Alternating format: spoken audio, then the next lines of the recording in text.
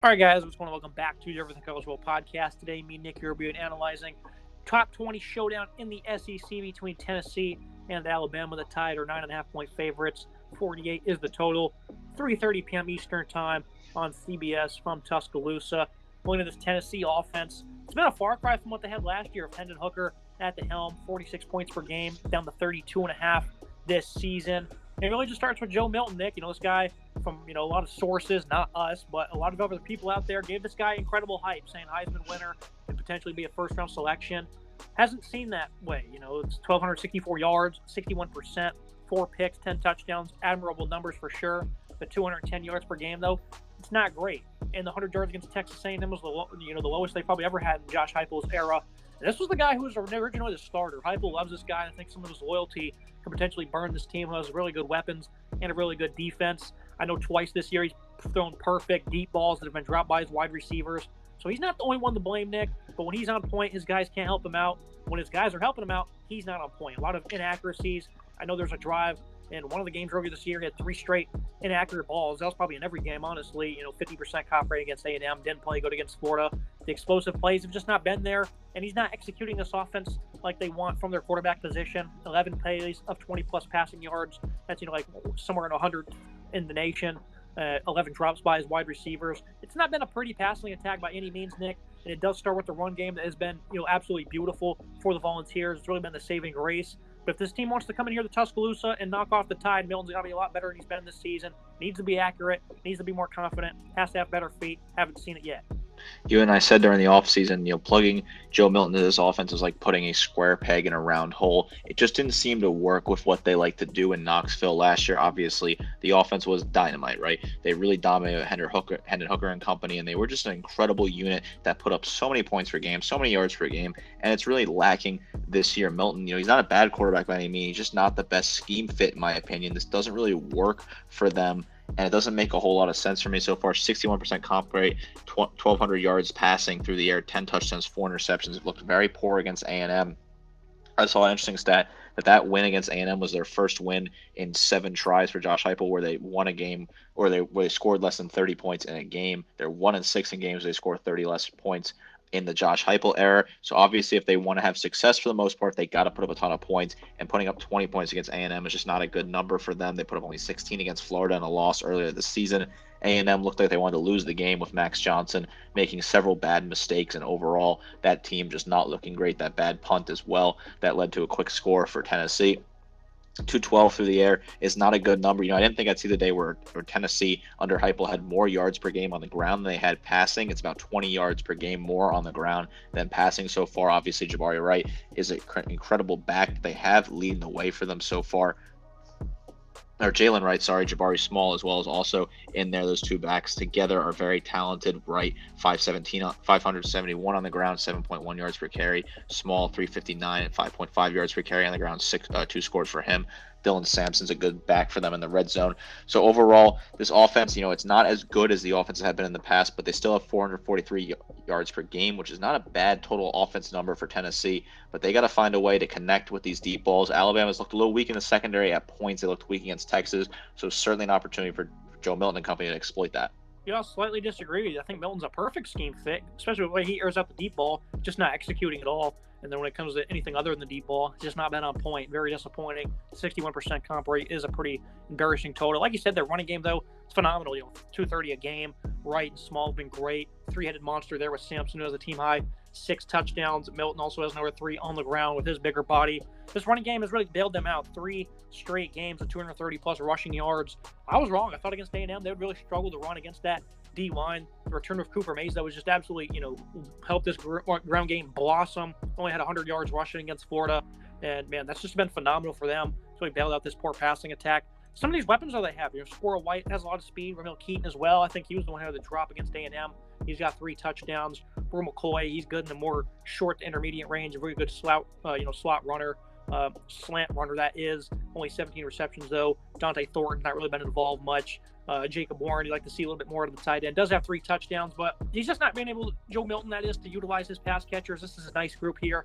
They do have a lot of drops, though. Again, 11. It's one of the higher marks in the conference, especially on those deep balls, Nick. When they get open, this guy can hit you downfield. You got to bail him out, especially with his inconsistency. He's got to make the most of your opportunities. It's just been, real disaster at times for this passing attack once more. Certainly have to find a way to make opportunities happen. Squirrel White, 300 yards receiving, no scores for him. Brew McCoy, 217 and 1 score for him so far this season. Ramal Keaton, 3 receiving touchdowns. Jacob Warren, 3 receiving touchdowns as well. They got to find a way to be better through the air and get the ball to some of these talented wide receivers. This unit is not as good as it was in the past. They lost a lot of talent in the draft. I understand that. But this offense just is not clicking. They really seem to be a total far cry from what they were last year. We worried about this wide receiving core coming into the season. We thought there might be some issues with depth and some of the talent they have, and it's certainly showing that early on. I'm very concerned with this Tennessee offense. They do not look great so far. The offensive line, they've been splendid, though. Javante Spraggins at right guard. He's been good in pass protection. Oliver Lane's been an admirable center. He can also play left guard. Of course, the return of Mays has just been phenomenal for them. This offensive line, massive test in front of them, Nick. Last year, they didn't seem phased one bit. This offense was really able to crack the tide in this unit. Outside of Mays, there's no elite talent here, but they do very well in this scheme. They're really good at, plowing ahead to help this ground game go. And you have to be really conditioned. These guys play a lot of snaps. Starts with them. They don't ever, these guys could be falling down every other play if they're not conditioned, which really hurt the tempo of this offense. The O-line, got to give them a lot of praise for what they're able to do. This is certainly a good unit that we thought we worried about them considering they lost Washington to the NFL draft. It was a very physical tight end that was offensive lineman that was a big physical piece. They lost him. They're able to plug in better pieces here and be able to block. They're giving Milton time. He's just not executing. Now looking at this Alabama offense, it's been an interesting tale for them. Obviously, Jalen Milroe is going to get that Jalen Hurts treatment. That's exactly what it seems it is. A young player who's great arm talent, good at running the football, but certainly has to continue to progress. And he's done that in spurts. Texas was a disaster. He gift wrapped them a couple interceptions. Texas A&M goes on the road. He pretty much single-handedly won the game for this offense. 321 and 3 touchdowns. Phenomenal deep ball. One of the best in the country at throwing that downfield. Very beautiful sight when he's doing that. Did have one bad interception in that one. Was phenomenal against Arkansas as well with the deep ball. Is short, the intermediate throwing was better. In the second half, though, he only had a couple of completions. Ends the day with 238, 2 touchdowns, and only 10 completions on 21 attempts. That's a 47% comp rate. And, this is also a guy who certainly should have better rushing numbers, but the reason he doesn't, he only has 139. The 5 touchdowns is nice. He holds the ball way too long. He's not a decisive runner by any means. When he's able to get going, though, he has great explosiveness. The initial burst is phenomenal. But again, though, Nick, he's not decisive one bit. The sack numbers are up significantly for this team. 130th nationally in sacks allowed because Miller likes to hold the ball a little too long. And then when he looks to go somewhere, it's always the wrong place to go. Miller is certainly holding the ball a little too long. The interceptions did not have a turnover against Arkansas, which I think is a positive step in the right direction. The 4 interceptions this year have all been very bad interceptions. 65% comp rate's not terrible, though. Almost 1,400 yards passing, 11 scores for him through the air. Obviously a big physical runner, but he's really struggled to make that decision to run. He has 5 rushing touchdowns, 139 on the ground, but he's really been struggling to make those decisions, like you said, taking tons of sacks, which is a really big problem for him, is that he continues to take these major sacks in tough situations. We saw that against Arkansas this past weekend where he took sacks in situations where he really should not have been taking sacks, where he needed to focus, get rid of the ball. He has to work on his decision making because that's certainly been an issue so far this season. I think he's playing pretty solidly. So all things considered, 219 yards per game through the air passing is not a bad number with Milroe at the helm. He's getting better to finding his preferred connection in Jermaine Burton, who has been really good so far this season, especially the last couple of weeks. I think he's getting better week in, week out. I'm happy with Milroe's progress. The deep ball with him is very pretty. It works perfectly. He's just not great in that in-between stuff. We saw a little bit better against Arkansas, completed more, in the middle passes, but he's got to work better on those shorter downs and get the ball quicker to those targets.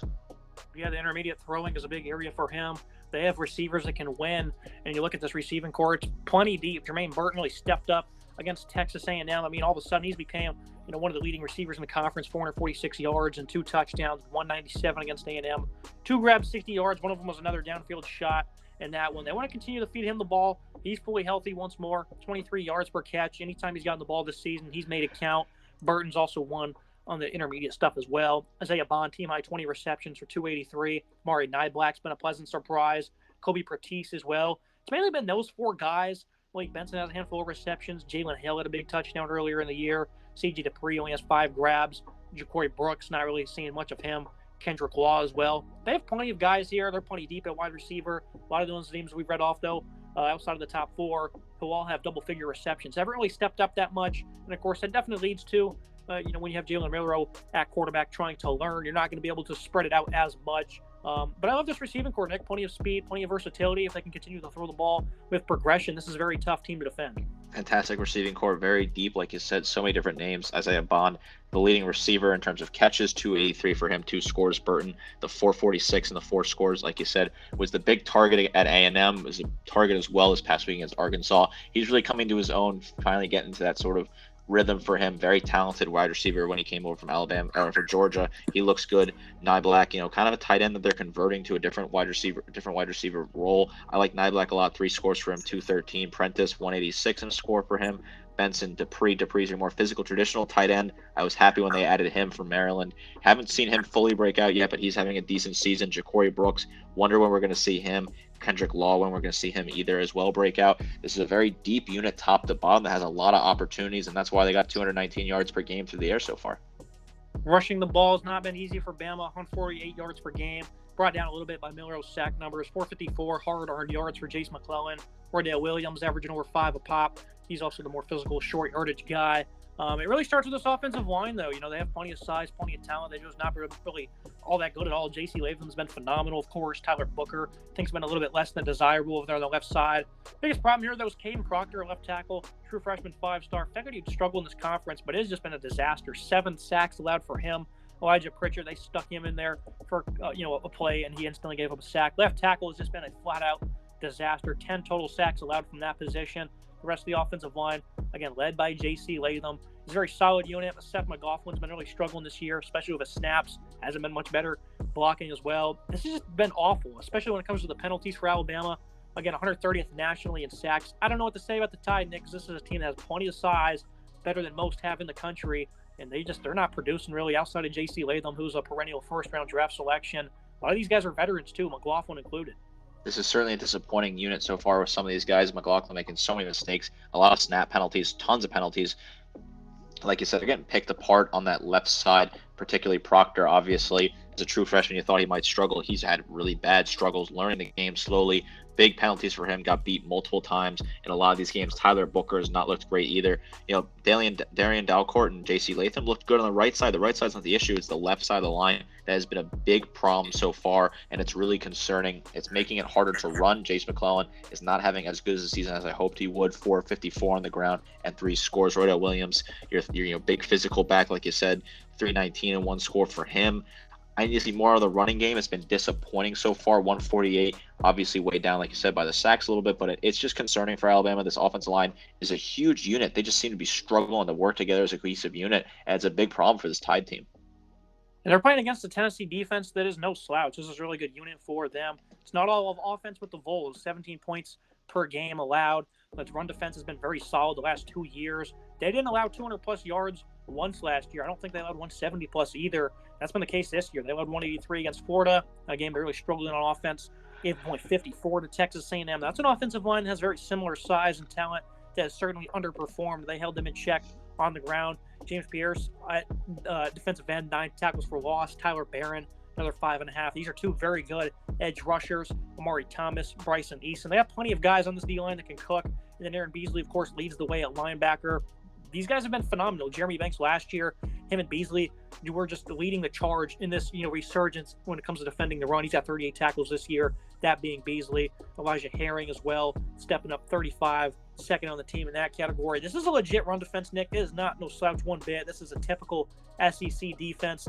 Love what the Vols are doing on this side of the ball, and it's going to be another tough test for that poor left side, like you said, especially Barron and Pierce trying to make plays off the edge. Very physical defensive line for this Tennessee team. 105 yards allowed per game on the ground.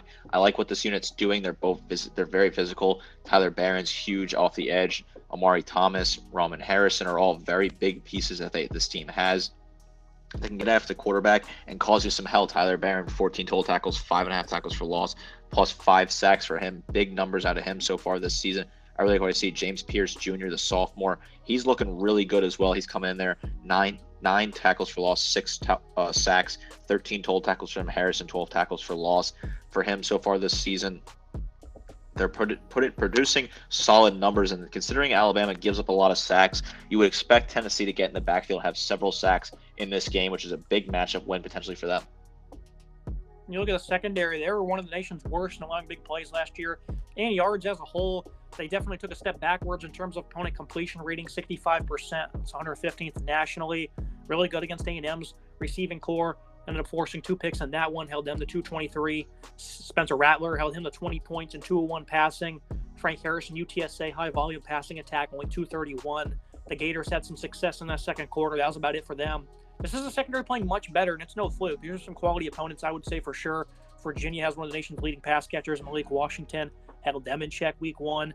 Kamal Hayden at corner, he's really been helping lead this resurgence. Wesley Walker as safety, Tamari McDonald. These guys are all playing much better football. Jalen McCullough, a veteran safety as well. Very happy with what they've showcased this year. Gabe Judy Lally, a BYU transfer. He's also been big for them at corner. Warren Burrell, whenever he's been on the field, certainly has helped. I mean, this is a much different team from last year, Nick. Mainly the same faces, especially at safety. And we said these guys are going to have to gel together. We expected improvements. The completion rating is a bit of a concern, but that can also be a bit of a skewed number. I'm looking at yards and big plays here. They've only, given up 4 touchdowns compared to 6 picks. This is a secondary playing very good football.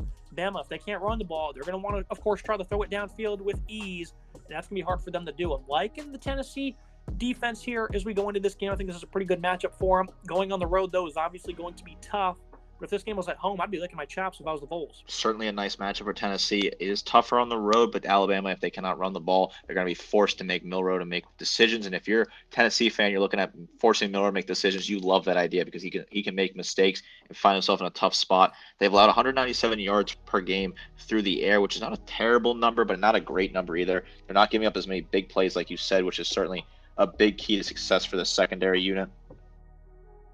Has had some work to do last year, looks better. Wesley Walker, Jalen McCullough all look better. Kamal Hayden looks better at right cornerback. These are solid pieces that are getting there. Hayden, 7 pass breakups, 3 picks for him, 17 total tackles. He's really kind of been your big piece here so far. McCullough, 3 pass breakups as well, 21 total tackles. This is a good secondary unit that has a nice matchup here against Milroe, who may be lacking a little confidence after a disappointing performance in the second half against Arkansas and a couple mistakes against Texas. Look at the Alabama defense. You want to talk about units, they're much better in a season ago. The Tide have been just flat out phenomenal, especially against the run. I've been critical of them, especially on the interior when it comes to production. That exactly isn't any different, but there's certainly impact is being felt. Justin Igbany on the defensive line, 4 tackles for loss for him. This is a unit spreading it out with guys like Tim Smith, Moran Latham. He's been good, showcasing some nice power for the Tide. It's really been about these edge rushers, though. Chris Braswell, Dallas Turner, Jaheim Otis on the interior when he's been involved, Damon Payne. So they've really been rotating on the interior. It's really been opening the door for those outside backers to be productive. 9.5 TFL for Turner, another 7 for Braswell. Those guys also have, a flurry of sacks, 7 for Turner, 4.5 for Chris. Tresman Marshall's been solid on the interior. The Deontay Lawson, I was highly critical of his in the offseason. He must have listened. He's been much better this season as an all-around defender, especially against the run. Very happy with what he's been able to do in terms of progression. Phenomenal pass rusher as well when he's given the opportunity. So this is a front, 7-4 Alabama has just been phenomenal this season, Nick, crushing down against the run. This is a team in Tennessee. That's what they want to do, is they're going to look to run the football to get their drive started, especially with a struggling passing game. And I don't know if Alabama is going to give up much on the ground going into this one. Only 100 against Arkansas's 171 was the season high against USF, where they had nearly 50 touches in conference play. They limited Ole Miss to 56 on the ground. They've really gotten things going the past couple weeks. Texas only had 105, 3 yards per carry on the year. This is an elite run defense for Bama. This is a fantastic run defense, 105 yards allowed per game on the ground. The same number as Tennessee, but a more impressive number in my opinion, just based off the teams they've faced so far, and basically, they limited Ole Miss to 50 yards per on the ground. This is a very dominant physical defensive line that is really stepping up. I'm really happy with what I've seen so far.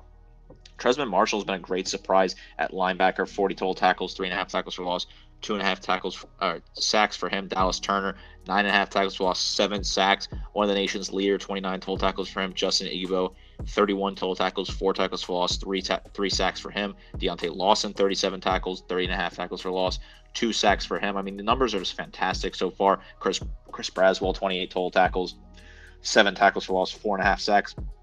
They're producing on the defensive line. They're getting in the quarterback, getting after the quarterback. If they can make Milton uncomfortable all game and stonewall this Tennessee rushing attack, Tennessee's going to find themselves behind the chains very quickly and forcing them to make bad decisions. Yeah, Tresman Marshall, second on the team with 40 tackles. They're getting a lot of love from everybody around here. Biggest concern, of course, like we said, probably going to be that secondary that struggled against Texas. Going into that game, we circled what would be the biggest area to watch, a young safety group led by Caleb Downs, and that's exactly where they got exposed. Downs didn't have the greatest of games. Second career contest for him. Since then, though, he's been flat out elite. He's been great in coverage, team leader in tackles. He's not been giving up much. Carrying Arnold, Kool-Aid, McKinstry. These guys have really been growing into their own at the other cornerback positions. Figured to be one of the better CB duos in the country, and right now I think they certainly are. Malachi Moore, he's also having a bit of a resurgent year for him. I think he's having a very quality season in coverage and as a run stopper. This is a secondary. Since that Texas game, they've not been really all that bad. Intermediate throwing for Arkansas, they were kind of just taking what the defense was giving them, led to 150 yards through the air, which led to a numerous amount of scores, 2 touchdowns, a couple of field goals off the passing plays. So they didn't have many yards, but they were able to take advantage of some mistakes, including being off the field, I think, twice on third down. And that added to the yardage total there. Didn't give up much against A&M, 245 against Ole Miss, who it's a bit of a more high-volume passing attack. 3 picks against Mississippi State. In the week prior, Will Rogers had almost 500 yards on South Carolina. So this is a secondary that is phenomenal. Not really too worried about them going into this game. The deep ball can certainly affect them, though, Nick. Against a struggling quarterback, though, that might just be the assist they need to pitch a perfect game here, giving up only 250 yards last week to Arkansas. What are your thoughts on the secondary that has really grown since the Texas game? I'm a big fan of the secondary. They're getting better. Caleb Downs has been an absolute hero for Alabama. In that Arkansas game, he made several clutch tackles, especially in the second half, that potentially saved the game for Alabama. 54 total tackles, 2 interceptions, 1 pass defense for him. Terrion Arnold, 6 pass breakups, 1 interception, 36 total tackles. He's looked really good. Kool-Aid had a better day against Arkansas, 4 pass breakups, 18 tackles for him. No picks yet for Kool-Aid, but he's a very good player. We knew he was going to be that star at right cornerback. This is a very good unit against the pass, 187 allowed so far this season, and I like this matchup for them. They have a Milton that's coming in struggling with confidence. His deep ball has not really been perfect. The secondary is going to get good one-on-one matchups. They like to play man coverage. I like what they have in the backfield. This is a very good unit. Downs is a great player. If Malachi Moore can play at his full level, he's been battling some injuries. He's been really good so far this season, as well as a very good Bama defense and a very good Bama secondary that's coming to their own and getting better after a very disappointing result against Texas earlier in the season. Jalen Key would be that third guy to play the slot if Downs and Moore are out there playing other positions, and Key could be maybe the weak link for them to attack. He's played pretty admirable, above average performance this year. Certainly not the strongest of players, though, in the back end for them. And, Kristen Story, if he ever gets on the field, that as well. Overall, though, this is a Bama defense playing very good football. As long as their backs aren't against the wall. If the offense turns it over, then it's going to be a completely different story. Looking at the tail of the tape, team comparisons, I just got to go even at quarterback, really, just because of the struggles more than the positives, I would say. Running back room, Tennessee will get the edge there. Bama at wide receiver. I got to give the offensive line to Tennessee. I just can't pick a team that's 130th nationally in sacks to be better than its opposition, especially when they're able to run the ball like they are. Talent is great, though. They have a lot of potential, but they're just not showing it so far for the first half of the season. Defensive line, I really want to go with Alabama here, and I certainly will. I think linebacker is also going to be an edge there, but Tennessee, they're not trailing by too much. A little bit more physicality and a lot more production for Alabama, especially with those outside backing positions. And then the secondary, Alabama's going to make a clean sweep on defense. Great defense for Tennessee, showcasing great improvements, Nick. But the Tide, they have the advantages there with the talent and the depth they have. Certainly think this is a fair tail of the tape. These are all very good teams that are both very balanced in certain regards. I like this matchup a lot. I think Alabama has a good matchup potential to dominate some of those positions. Looking at the final thoughts in the prediction for Tennessee, the biggest key for them, Joe Milton, he's got to be better. He's got to be accurate, got to be able to make throws that are always available, really, in this offense. And then I think the secondary, it's going to be kind of a given that the run game is not going to be dominant for the Tide. They have to not allow big plays. And for Alabama, that you want to be more consistent when it comes to running the ball. Milroe needs to stop taking so many negative plays for this team. And then the defense, just be stout against the run, and you're going to like your shot here at home. I think it's going to be a tough day for them to throw the football, and that certainly was the case a week ago here against Texas A&M, only 100 yards passing. I would take 31-21, Alabama to win. I think this is going to be a great game. Tennessee's defense, though, is going to have to keep them in it, and I think they're just going to crack eventually. And I think Alabama, with that home crowd, they're going to make some positive plays in terms of turnovers, maybe on special teams as well. Something will put them ahead by quite a margin there to cover the spread. I'm not going to make a pick as an Alabama fan, but I just want to make sure everyone remembers Alabama fans did not forget what happened last year in this matchup. Tennessee got their first win in a very long time. Obviously, hats off to them, but we know what happened after that game with the way those fans acted. This means a lot to the players, fans, and the team here at the University of Alabama. They obviously want to win this game massively. This rivalry is a big rivalry, third Saturday in October, and the players that were there last year certainly did not forget the antics that occurred on the field after the game, and rightly so. Tennessee won. They upset Alabama. They got the job done. I don't think Alabama loses this game 2 years in a row. I won't make a pick, obviously, due to this being my alma mater, but this is going to be a great, intense matchup in the rivalry. This is a very good, underrated rivalry in college football, mainly because Alabama dominated for the last 15 years or so, but Tennessee got the win last year. Alabama wants to get another win in the column. They didn't forget what happened last year. It's going to be a big, fun afternoon for Alabama. A great game on CBS. Yep, phenomenal contest. The Tennessee can pull it off. That really sets them up to potentially unseat Georgia as they host them later in the year in the East. I have a lot of confidence in that moving forward. That's me for today's episode, Nick. As always, appreciate you joining me. Glad we have another ranked SEC matchup on tap. Another exciting matchup in this great conference as we move later into the season. Make sure you guys like, comment, subscribe. See you next time.